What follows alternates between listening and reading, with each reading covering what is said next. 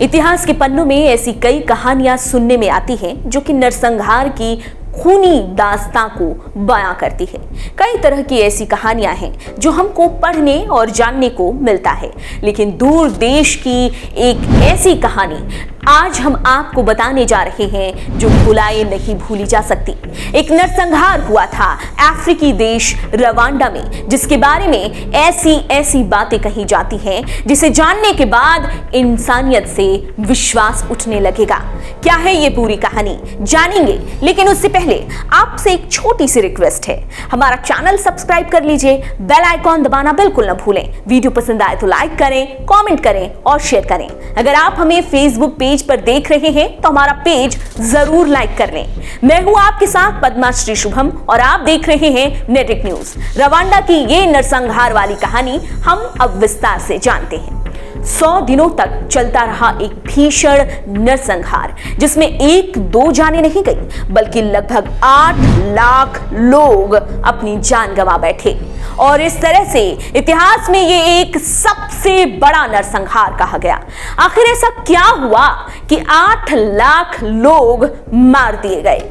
दरअसल साल 1994 था जब रवांडा देश के राष्ट्रपति जुवेनल हाब्यारीमाना साथ ही बुरुंडी के राष्ट्रपति सिप्रेन का मर्डर हो जाने की वजह से नरसंहार को शुरू किया गया।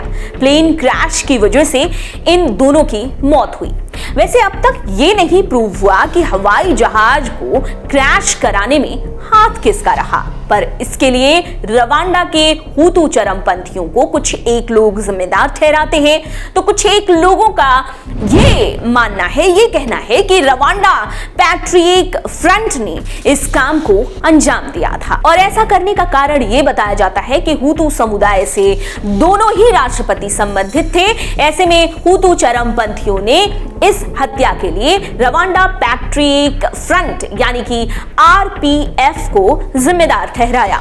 वहीं आरपीएफ की तरफ से ये आरोप जड़े गए कि जहाज को हुतू चरमपंथियों ने उड़ा डाला, जिससे कि उनको एक तरह का बहाना मिल जाए नरसंहार करने का। असल में तुस्ती और हुतू समुदाय से जुड़े लोगों के बीच ये नरसंहार हुआ था, जो कि एक जातीय संघर्ष के तौर पर देखा जाता रहा है। इतिहासकारों का क्या मानना है?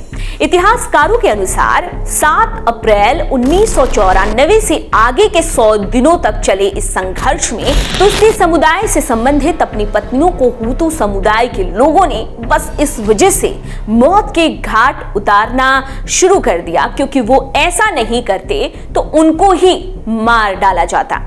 और तो और तुस्ती समुदाय के लोगों को मारने के अलावा इस समुदाय से संबंध रखने वाली औरतों के साथ तो वो किया गया जिसके बारे में शायद ही कोई सोच पाए। उन मासूम औरतों को सेक्स स्लेव बनाया गया, यानी कि यौन क्रिया के लिए उन औरतों को गुलाम के तौर पर रखा गया। हालांकि ऐसा भी नहीं है कि एक समुदाय के लोग मारे जा रहे थे और दूसरा समुदाय लोगों को मारते जा रहा था, बल्कि इस नरसंहार में तुस्ती समुदाय के अलावा हुतू समुदाय के हजारों लोगों को भी हत्या कर दी गई। कुछ मानवाधिकार संस्थाओं की माने तो रवांडा की सत्ता पर कब्जा जमाने के बाद हुतू समुदाय के हजारों लोगों को आरपीएफ लड़ाकों ने मौत के घाट उतार दिया। रवांडा के लाखों लोगों ने नरसंहार से बचने के लिए एक रास्ता निकाला। ये लोग भागकर दूसरे देशों में शरणार्थी बन गए। रवांडा नरसंहार के करीब 7 साल बीत जाने के बाद कार्रवाई की बारी आई और 2002 में एक इंटरनेशनल क्राइम कोर्ट बनाया गया, जिससे कि इन मर्डर के जिम्मेदारों को सजा दी जाए। वैसे इन हत्यारों को सजा नहीं मिल पाई।